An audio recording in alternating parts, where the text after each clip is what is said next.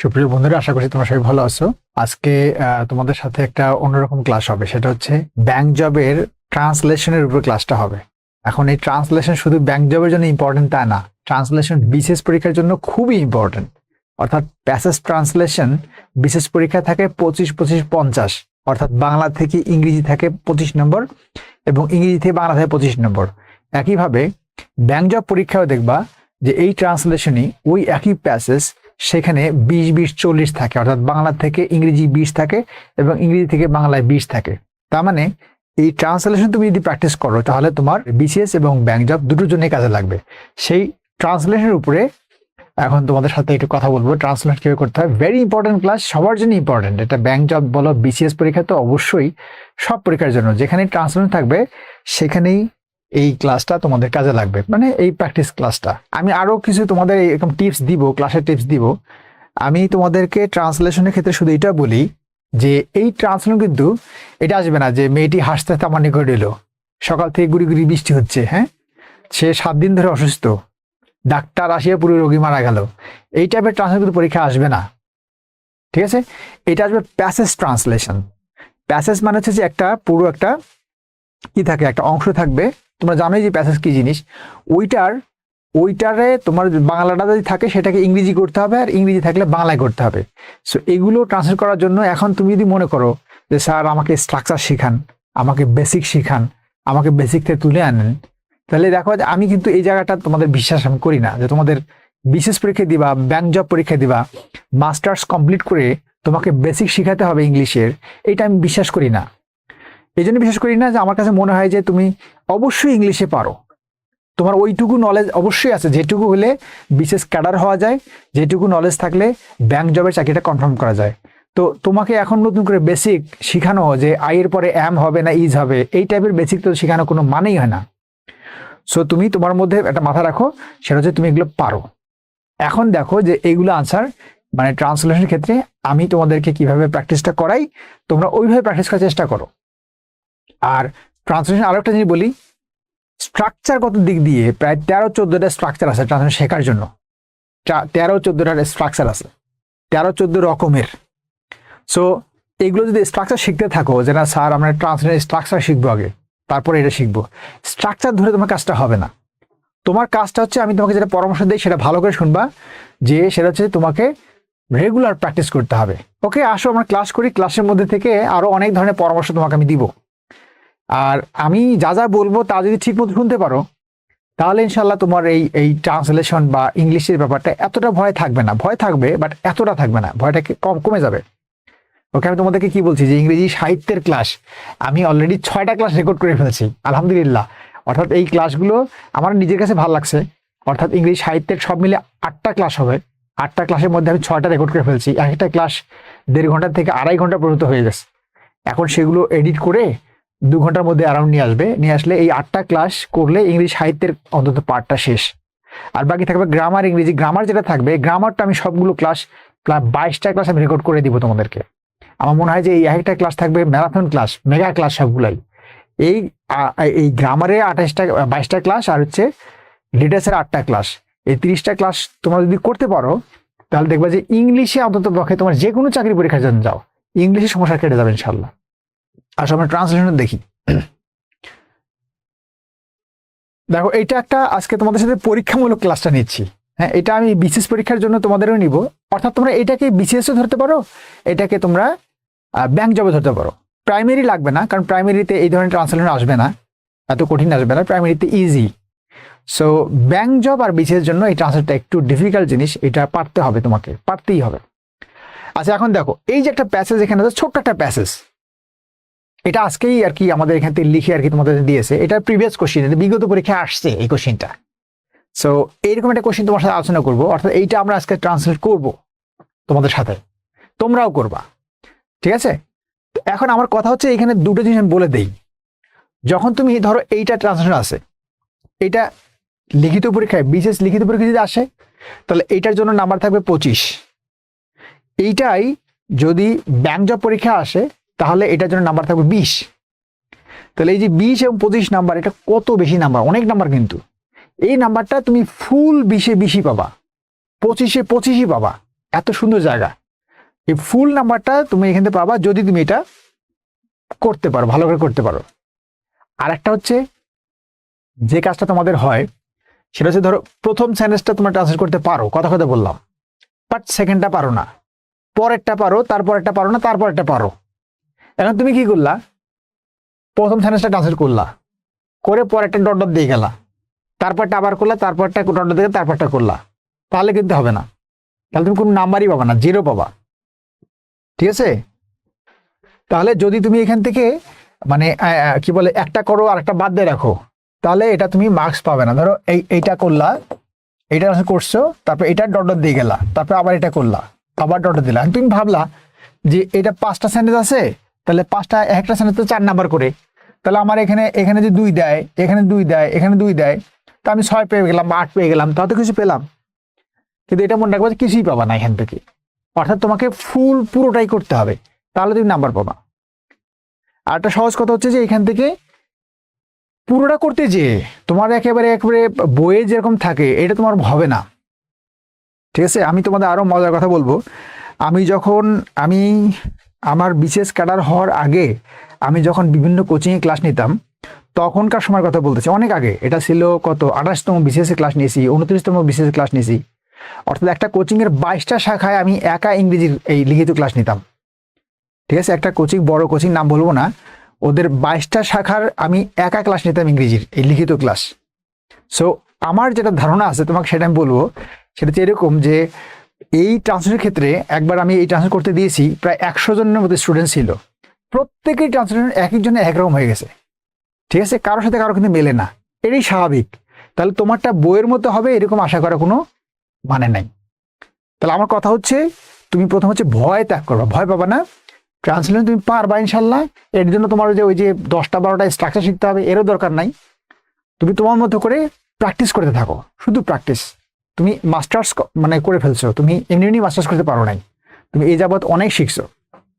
ওকে, অনেক কথা বললাম, এখন আসো আমরা এটা প্রথম সেন্টেন্সটা, এই যে প্রথম সেন্টেন্স যেটা আছে, মানুষের এমন কতগুলি বিপদ আছে যাহা হইতে সমাজ তাহাকে রক্ষা করিতে পারে না, এটা দিয়ে শুরু করি। এটা ফার্স্ট তোমরা আগে করবা, দেখি তোমাদের ক্ষেত্রে কতটুক হয়।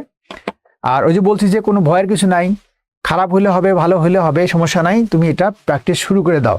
অর্থাৎ আমি ধরে নিচ্ছি তোমরা যারা এখন লাইভে যুক্ত আছো তারা বিশেষ পরীক্ষা এবং ব্যাংক পরীক্ষা দুটো ক্ষেত্রেই তোমাদের এটা ফেস করতে হবে, তোমরা ধরে নিছো। সবাই যার যার খাতায় লিখে ফেলো যে man has some chaste dangers from which society can not protect him. আমাদের ফার্স্ট লাইনটা হয়ে গেল, তাহলে এই লাইনটা হওয়াতেই কিন্তু আমি 2 বা 3 নাম্বার পেয়ে গেলাম। ঠিক আছে?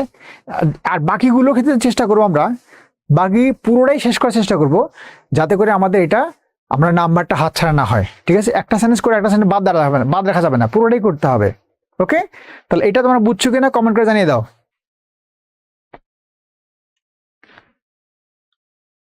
ভেরি গুড, মোহাম্মদ নাজিমউদ্দিনও লিখে ফেলছে, গুড।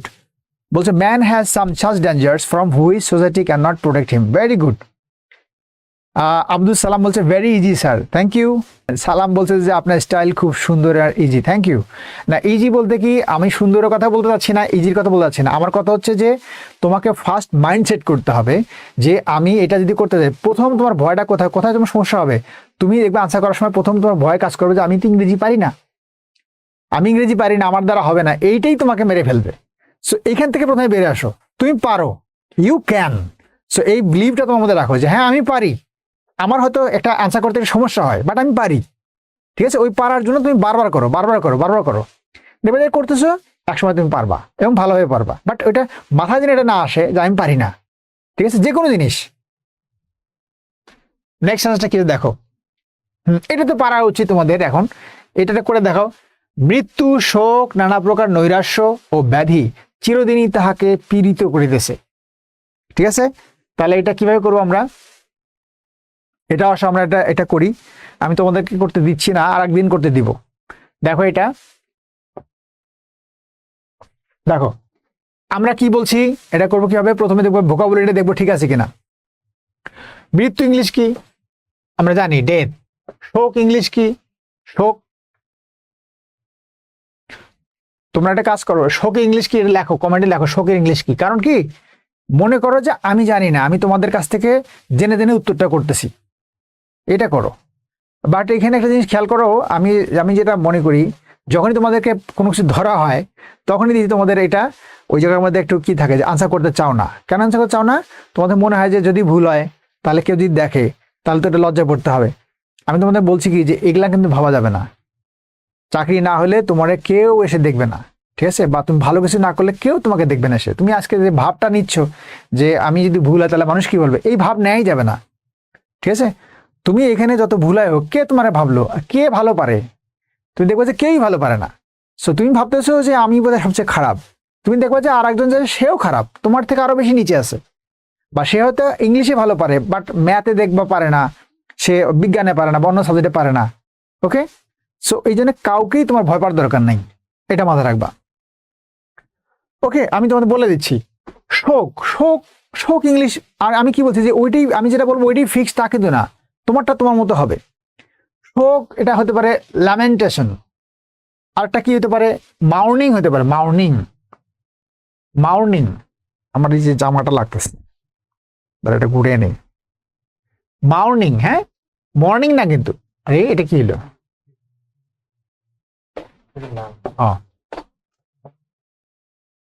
মাউর্নিং,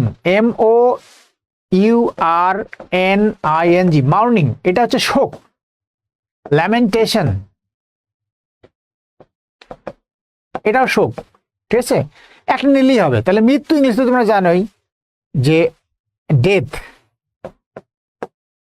আর নানা প্রকার নৈরাশ্য, তো নৈরাশ্য ইংলিশ কি? নৈরাশ্য যখনই তুমি পারবে না ওটা বাংলা করে ফেলো। নৈরাশ্য বাংলা কি, মানে বাংলা একটা মানে বের করো। হতাশা, হতাশা ইংলিশ কি? ফ্রাস্ট্রেশন, ঠিক আছে? ডিসঅ্যাপয়েন্টমেন্ট, ওকে, এরকম অনেক কিছু হতে পারে। ডিসপেয়ার হতে পারে, অনেক কিছু হতে পারে। ব্যাধি, ডিজিজ। তাহলে এই কটা মানে তুমি জানো, এটা মানে জানো, এটা মানে জানো, এটা জানো, এটা জানো, সবই জানো। আর কি আছে দেখো এখানে, চিরদিনই একটা শব্দ আছে, তাহাকে পীড়িত করিতেছে। তাহাকে তো অবশ্যই পারবা, পীড়িত করিতেছে এইটা একটা ঝামেলা। পীড়িত করিতেছে এটা কি জিনিস? তো পীড়িত করা যখনই তো বলছি যেটা পারবা না এটাকে বাংলা সহজ করে ফেলবা। পীড়িত কি? পীড়িত, পীড়িত কষ্ট দেওয়া, রাইট? পাইছি, আমি বাংলা পেয়ে গেছি। তাহলে পীড়িত হচ্ছে কষ্ট দেওয়া, কষ্ট দেওয়া। তাহলে পীড়িত করিতেছে মানে কি? কষ্ট দিচ্ছে। ওকে, এটাকে আমি যদি এটা বলি এটাকে কষ্ট দিচ্ছে, একই হইলো। এখন এটা পীড়িত করে ইংলিশ তুমি না পারো যদি, তাহলে কষ্টদের ইংলিশ কি? এখন কষ্টদের ইংলিশে তুমি জানো না, তাহলে কি হবে? তারও বুদ্ধি আছে। যেমন তুমি যদি কষ্ট ইংলিশ না জানো, তুমি কষ্ট ইংলিশ কি জানো? কষ্ট ইংলিশ কি? কষ্ট ইংলিশ কি?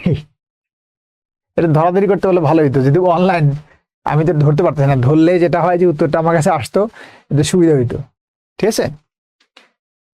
এই যে HURT, হার্ট, কষ্ট, ঠিক আছে? তাহলে এইটা এই হার্ট কিন্তু ওই হার্ট না, এই হার্ট কিন্তু আবার যে এই হার্ট না, এই হার্টে বানানো হচ্ছে HEART, হার্ট। তাহলে এই হার্ট মানে হচ্ছে কষ্ট দেওয়া বা কষ্ট। এখন যদি তোমার এটা দেখা গেল যে ভার্ব না হয়, তুমি একটা আগে একটা জাদুকরি ভার্ব হচ্ছে গেট, গেট লাগাই দিবা। হ্যাঁ, গেট লাগাই দিলে এটা ভার্ব হয়ে যাবে, গেট হার্ট, ঠিক আছে? এখন দেখো যে ওই যে কষ্ট পাওয়া বা পীড়িত করা, এর এটা শব্দ আছে, না পারলে গেট হার্ট দিয়ে দিবা। কিন্তু এর একটা শব্দ আছে অ্যাফ্লিক্ট, অ্যাফ্লিক্ট, AFFLICT, অ্যাফ্লিক্ট, কষ্ট দেওয়া বা কষ্ট পাওয়া, পীড়িত করা, এটা মানে। হ্যাঁ, অথবা গেট হার্ট। তা দেখো সবগুলো মানে আমার হয়ে গেল। এখন আমি ট্রান্সলেট যদি করি, এটা কিভাবে করব? তাহলে এটা যদি ট্রান্সলেট করি, আমি মুছে দিই। ট্রান্সলেটটা হচ্ছে এইটুকু দেখো, দুটো ভাগ করে নিই, মৃত্যু, শোক, নানা প্রকার নৈরাশ্য ও ব্যাধি। এই যে দেখো এইটুকু আলাদা করো, এইটা একটা গুচ্ছ। চিরদিনই এটা আলাদা করো, আর এই যে পীড়িত করিতেছে, ঠিক আছে? তাহলে দেখো গুচ্ছতে হয়ে গেল। চিরদিনই ইংলিশটা কি হবে? চিরদিনই তুমি যদি মনে করো না চিরদিনই এটা কি হবে, চিরদিনই অল টাইম এরকম যদি মনে করো তাহলে হবে না। এই চিরদিন মানে কি? এই চিরদিন মানে হচ্ছে সবসময়, সবসময়। তার মানে কি যে এগুলো যা তাই এগুলো সবসময় তাকে পীড়িত করতেছে, তার মানে অলওয়েজ। এই চিরদিন ইংলিশটা কি হবে? এই চিরদিন ইংলিশ হচ্ছে অলওয়েজ, অলওয়েজ। হ্যাঁ, এখন আসো, এটা মানে আমরা জানলাম। পীড়িত ইংলিশ কি এটা আমরা জানলাম, অ্যাফ্লিক্ট, অ্যাফ্লিক্ট বা গেট হার্ট, অ্যাফ্লিক্ট। ওকে, এখন খেয়াল করো যে এই যে পীড়িত করিতেছে এটা একটা গ্রামার, পীড়িত করিতেছে।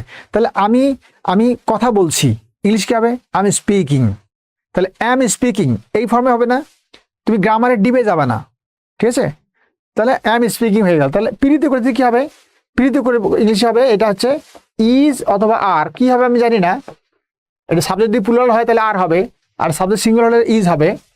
ইজ বা আর অ্যাফ্লিক্টিং, ঠিক আছে? তাহাকে, কাকে? হিম, অ্যাফ্লিক্টিং হিম। এইটুকু দেখো ভার্ব হয়ে গেল যে তাহাকে পীড়িত করে দিচ্ছে, ইজ বা আর অ্যাফ্লিক্টিং হিম। এখন তোমার কাজটা কি? কাজটা হচ্ছে এই জিনিসগুলো আর অলওয়েজ এই দুটা বসানো। তো এটা কিভাবে বসাবা? খুবই সিম্পল, একটা করে বসাও। ডেথ মৃত্যু, কমা, শোক মার্নিং, মার্নিং বা ল্যামেন্টেশন লিখতে পারো, সমস্যা নাই। মার্নিং, কমা, নানা প্রকার নৈরাশ্য, কি হবে? সহজ করে লেখো, ভ্যারিয়াস টাইপস অফ নৈরাশ্য, ডিসপেয়ার্স বা ফ্রাস্ট্রেশনস। দেখো এই যে নানা প্রকার, ভ্যারিয়াস টাইপস অফ মানে একটা না অনেকগুলা, এই জন্য একটা এস দাও, প্লুরাল করে দাও। ভ্যারিয়াস টাইপস অফ ডিসপেয়ার্স, ও ব্যাধি, অ্যান্ড ডিজিজ, অ্যান্ড ডিজিজ। দেখো সবগুলোই হয়ে গেছে, মৃত্যু, ডেথ, শোক, মার্নিং, নানা প্রকার নৈরাশ্য, ভেরিয়াস টাইপস অফ ডিসপেয়ার্স বা ফ্রাস্ট্রেশনস, অ্যান্ড ও ব্যাধি, ডিজিজ, চিরদিনই তাহাকে পীড়িত করিতেছে, ইজ বা আর অ্যাফ্লিক্টিং হিম। তাহলে এখানে অলওয়েজ বসবে। অলওয়েজটা কোথায় বসে? অলওয়েজ একটা এমন একটা অ্যাডভার্ব যেটা কি করে অক্সিলারি এবং মূল ভার্বের মাঝখানে বসে। তাহলে অক্সিলারি মূল ভার্ব বসলে এই যে ইজ বা আর এর মাঝখানে বসবে। তাহলে কি করতেছে দেখো, এইখানে ইজ হবে না আর হবে, ইজ না আর হবে। দেখো এতগুলো জিনিস, এটা তো অবশ্যই প্লুরাল, তাহলে হবে আর। তাহলে এই জায়গায় আমরা সুন্দর করে বসিয়ে দিই যে ডিজিজ আর অলওয়েজ অ্যাফ্লিক্টিং হিম। শেষ, এটা কিন্তু শেষ। তাহলে কি হলো? Death, mourning, various types of despairs and disease are always afflicting him. দেখা হয়েছে কিনা? তোমার একটা ভিন্নভাবে আরো হতে পারে, বাট আমি একটা ওয়ে বলে দিচ্ছি, তুমি এটা এভাবে প্র্যাকটিস করতে পারো। দেখি তোমরা কি বলো। এটা প্রচুর চর্চা করতে হবে এরকম ভাবে। হ্যাঁ, মনে করো যে রেগুলার যদি বা কিছু জিনিস এইভাবে চর্চা করা যায়, বড় বড় প্যাসেজ তুমি যদি আমার সাথে চর্চা করো, নিয়মিত চর্চা করো, আমার মনে হয় যে এই কাজটা তোমার কাছে একসময় প্রথম তো একটু কঠিন লাগবেই, বাট এক সময় দেখবা যে এটা খুব ইজি লাগবে। হ্যাঁ, সো ওই জন্যই আমি বলছি যে এটা তোমার বাসায় প্র্যাকটিস করতে হবে, প্রচুর প্র্যাকটিস করতে হবে। আজকে আমার বিদ্যাবাড়ির পেজে একটা আমি পোস্ট দিয়ে দিয়েছি যে তোমাদের কি করতে হবে। আমি এই কথাটা বলে দিই তোমাকে, তোমরা যারা বিসিএস এর চাকরিটা পেতে চাও এবং ব্যাংক জবে চাকরি পেতে চাও, তাদের উভয়ের জন্য আমি একটা পোস্ট দিয়ে দিছি যে সেটা হচ্ছে ইংলিশে তোমার রেগুলার লিখতে হবে, পড়তেও হবে। এগুলো তোমাকে আমি যদি পরামর্শ দিই, সেই পরামর্শগুলো শুনতে হবে, ঠিক আছে? ফার্স্ট পরামর্শ তোমার জন্য, তোমরা এটা লিখে রাখো। সেটা হচ্ছে এরকম যে তুমি এখন থেকে পারলে প্রতিদিনই, না পারলে সপ্তাহে অন্তত 3 দিন বা 4 দিন সাথে যেটা করতে হবে, সারাদিন যে কাজগুলো করছো, সারাদিন যে অ্যাক্টিভিটিসগুলো করতেছো, এইটা ঘুমানোর আগে 5টা সেন্টেন্স বা 10টা সেন্টেন্স লিখে ঘুমাবা। এই 5টা 10টা সেন্টেন্স কত ভুলাই হোক, এটা তুমি 6 মাস লেখো, দেখবা যে 5টা 10টা সেন্টেন্স থেকে তোমার একটা 20টা সেন্টেন্স হয়ে যাবে। এবং তুমি একটা প্যারাগ্রাফ বা একটা অ্যাম্পলিফিকেশন টাইপের জিনিস বা একটা এসের একটা অংশ, এগুলো তুমি লিখতে পারবা। কিন্তু তোমাকে নিয়মিত লিখতে হবে। জাস্ট এই একটা কাজ করতে থাকো। এরপরে আরো বেশ কিছু টিপস আছে যেগুলো আমি তোমাকে পরবর্তী সময় বলবো। ওকে, এভরিডে কিছু কিছু লেখো। কিন্তু সবচেয়ে বড় সমস্যা হবে কি? সবচেয়ে বড় সমস্যা তোমার অলসতা। তুমি দেখবা যে তুমি একদিন লেখার পরে আরেকদিন লেখার ইচ্ছা হবে না, ঠিক আছে? এবং তোমার মনে হবে যে আজকে থাক কালকে লিখবো নি, বা আজকে থাক কালকে শুরু করব। তোমার মনে রাখতে হবে যে লিখিত পরীক্ষায় যে 100 নম্বর থাকে, যে 200 নম্বর থাকে, সেই 200 নম্বর থেকে 100 নম্বর থাকে একটা প্যাসেজের উপরে। যে প্যাসেজ থেকে তোমাকে বানায় অনেক কিছু লিখতে হবে, কিচ্ছু কমন থাকবে না, এগুলো তোমাকে বানায় লিখতে হবে। সো ওই ফ্রি হ্যান্ড রাইটিং তুমি যদি চর্চা না করো তাহলে হবে না। আর এই যে ব্যাংক জবের যে ইংলিশ, এখানেও তোমার তাই। এখানে ট্রান্সলেশন যেমন আছে অনেকগুলো, 40 নম্বর 50 নম্বর ট্রান্সলেশন আছে, এরকম এখানে ফোকাস রাইটিং আছে। একদম সাম্প্রতিক একটা জিনিস নিয়ে লিখতে হবে। সবসময় কমন মুখস্থ কমন থাকবে তা না, তোমাকে বানায় লিখতে হবে। সো ফ্রি হ্যান্ড রাইটিং তোমার লাগবেই। প্যারাগ্রাফ লিখতে হবে, প্রেসিস লিখতে হবে, সামারি লিখতে হবে। সো এগুলো কিভাবে লিখবা যদি তুমি বাংলা লিখতে না পারো? এই জন্যই বলছি যে তুমি এখন থেকে 6 মাস প্রতিদিনই ঘুমানোর আগে 5 থেকে 10টা করে সেন্টেন্স তুমি লিখবা, ঠিক আছে? সো তোমাদের আজকে আমি কিছু সময় নিলাম, তোমাদের কেমন লাগলো জানাবা। আর এইটা তোমরা বাসায় একটু প্র্যাকটিস করো, বাকি চ্যানেলে বাসায় প্র্যাকটিস করবো। আমি বলে দেই, বাসায় তুমি একটা স্ক্রিনশট করে রাখো, রেখে এটা বাসায় লিখবা। লিখে যদি পারো আমি আরেকদিন যখন এটা সলভ করে দিব পরের অংশটা, তখন তোমরা এটা আমার সাথে সাথে আগে ভাগে আনসারগুলো করতে থাকবা। কি আছে এখানে বাকি সেন্টেন্স? তাহলে এই একটা সেন্টেন্স, দুটো সেন্টেন্স আমরা করে দিলাম। 3 নাম্বার সেন্টেন্সটা আছে এরকম, এই সব বিপদ হইতে বাঁচিতে হইতে চাই আত্মবিশ্বাস ও ভগবানে একান্ত নির্ভরশীলতা। চতুর্থ সেন্টেন্স হচ্ছে, মানুষ যদি ধীরে ধীরে আত্মবিশ্বাস লাভ করিতে পারে ও ভগবানের প্রতি আসক্তি গড়িয়া তুলিতে পারে তোলে, তাহা হইলে চরমতম দৈব দুর্বিপাকেও সে বিচলিত হয় না। এটা একটু বড় সেন্টেন্স হয়ে গেছে, বাট যখন তোমাকে আমি সলভ করাবো তখন দেখবো যে ইজি লাগবে, কারণ আমি তোমাকে ভেঙে ভেঙে সলভ করাবো, কেটে কেটে। আত্মবলে বলিয়ান হইয়া হাসি মুখে সে সকল বিপদকে বরণ করিতে পারে। এটা হচ্ছে লাস্ট সেন্টেন্স। তো তুমি ট্রাই করতে থাকো, বাসায় ট্রাই করতে থাকো। আর যেহেতু এই ক্লাসগুলো ছোট ছোট ক্লাস আমাদের বিদ্যাবাড়ির পক্ষ থেকে নেওয়া হচ্ছে, বিদ্যাবাড়িকে লাইক দিয়ে ফলোদের সাথে থাকবা। আমাদের ব্যাংক ভেঞ্চার পেজ আছে ব্যাংকের জন্য, তো ব্যাংকে আমাদের ভর্তি চলতেছে। সো ব্যাংকের একটা ব্যাচে মানে যারা তোমাদের ব্যাংক পরীক্ষা দিতে চাও তারা অবশ্যই আমাদের যে কোর্সটা আছে করে নিলে তোমরা সুবিধা পাবা, কারণ এখানে অনলাইনে তোমাদেরকে এই জিনিসগুলো শিখিয়ে দেওয়া হবে। ব্যাংকে তো খুব একটা ইম্পর্টেন্ট জিনিস হচ্ছে ম্যাথ আর ইংলিশ, এইগুলো তোমার জানতেই হবে। এই জন্য কারো কাছে কোর্স করলেই ভালো। একা একা পড়ে যদি চর্চা করতে পারো সেটাও ভালো, একা চেষ্টা করে দেখো, না পারলে অবশ্যই এটা কোর্স করে নাও, ভালো হবে। সো তোমরা এটা ভাষা চর্চা করে থাকো, যা যা বললাম এটা খেয়াল রাখো। অ্যাপ্লিকের পরিবর্তে যদি গেট হার্ড লিখি তাহলে কোথায় আইনজি দিব? সুন্দর প্রশ্ন করছো। তখন হার্টের সাথে আইনজি হবে না, গেটের সাথে আইনজি হবে। এই নাজিবুদ্দিন বলছে গেটিং হার্ট, হ্যাঁ গুড, গেটিং এর সাথে মানে গেটের সাথে আইনজি হবে। হ্যাঁ,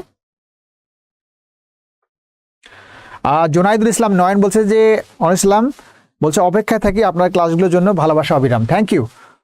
মানে অ্যাকচুয়ালি হয় কি যে ক্লাসগুলো সবসময় তো আমি নেওয়ার সুযোগ পাই না, সময় হয় না। আর আমাদের ক্লাসরুমগুলা আমাদের এখন 4টা, বিদ্যাবাড়িতে 4টা এরকম ডিজিটাল রুম আছে, 4টা রুমই এনগেজ থাকে সবসময়। সো একটা চান্সও পাওয়া যায় না ক্লাস নেওয়ার জন্য। তো আমি যখন ফ্রি থাকি তখন ক্লাসরুমগুলো ফ্রি থাকে না, আবার যখন মানে কি বলে ক্লাসরুম ফ্রি থাকে তখন আমি ফ্রি থাকি না, যে কারণে টাইমিং হয় না। তো আমার ফ্রি সময়ের মধ্যে যখন সুযোগ পাবো তোমাদের সাথে মাঝে মাঝে এই ক্লাসগুলো আলোচনা করব। বাট আমাদের এখানে যে স্যাররা ক্লাস নেয় সেই স্যারদের ক্লাসগুলো তোমাদের কাছে কেমন লাগে তোমরা জানাতে পারো। যে স্যাররা ক্লাস নেয়, যেমন বাংলায় তোমাদের মিলন স্যার ক্লাস নেয়, তোমাদের এস আলম স্যারের মতো স্যার ক্লাস নেয় এখানে বাংলায়। সো তারা তো অবশ্যই ভালো টিচার। তোমাদের সাজ্জাদ স্যারের মতো স্যার এখানে ক্লাস নেয়, ঠিক আছে। বাংলায় তোমাদের কি বলে আনোয়ার স্যার যে ক্লাস নেয় সেই ক্লাসগুলো তো মানে দারুণ ক্লাস। তোমরা দেখছো যে চমৎকার করে একদম বাড়িতে একজন সিনিয়র ভাই যেভাবে বুঝায় সেভাবে বুঝায়। তোমাদের ম্যাথের জন্য আছে এক্সক্লুসিভ টিচার, সাংঘাতিক সবগুলো বিষয়, মানে ম্যাথ তোমাদেরকে কিভাবে করতে হয়, কতটা ধৈর্য নিয়ে তোমাদের ম্যাথগুলো করায়। যে ক্লাসগুলো আমি দেখি যেগুলো জুম ক্লাসে হয়, সেই জুমের ক্লাসগুলো আমি মাঝে মাঝে দেখি, সব ম্যাথ তোমাদের যত প্রশ্ন আছে সব প্রশ্নের উত্তর দেওয়ার চেষ্টা করে সে। এবং সবগুলো ম্যাথ, যেটা ক্লাস 2 ঘন্টার ক্লাস সেটা 4 ঘন্টা 4.5 ঘন্টা নিয়ে ফেলে। তোমাদের যে আব্দুল হাই স্যার সে একটা ক্লাস 3.5 ঘন্টা পর্যন্ত নিয়ে নেয় লাইভ ক্লাস, অথচ ক্লাসের টাইম হচ্ছে 1.5 ঘন্টা। সে এই ক্লাসটা তোমাদের প্রশ্ন উত্তর দিয়ে দিতে 3.5 ঘন্টা পর্যন্ত নিয়ে ফেলে। তো কতটা আন্তরিক হলে স্যাররা তোমাদের প্রতি, কতটা আন্তরিক হলে এরকম হতে পারে। তোমরা স্যারদের ক্লাসগুলো করার পরে তারপরে তোমরা যদি কোনো স্যার সম্পর্কে যদি কোনো কমপ্লেন করো, আমরা সেই স্যারদেরকে পরিবর্তন করে আরেক স্যারকে এনে দিই। তো এখান থেকে তোমাদের জন্য এই জিনিসটা করা, আশা করছি তোমরা এখান থেকে বিদ্যাবাড়ির থেকে সর্বোচ্চ পরিমাণে সেবা পাবে। ভালো থেকো, আবার তোমাদের সাথে কথা হবে। আল্লাহ হাফেজ, টাটা।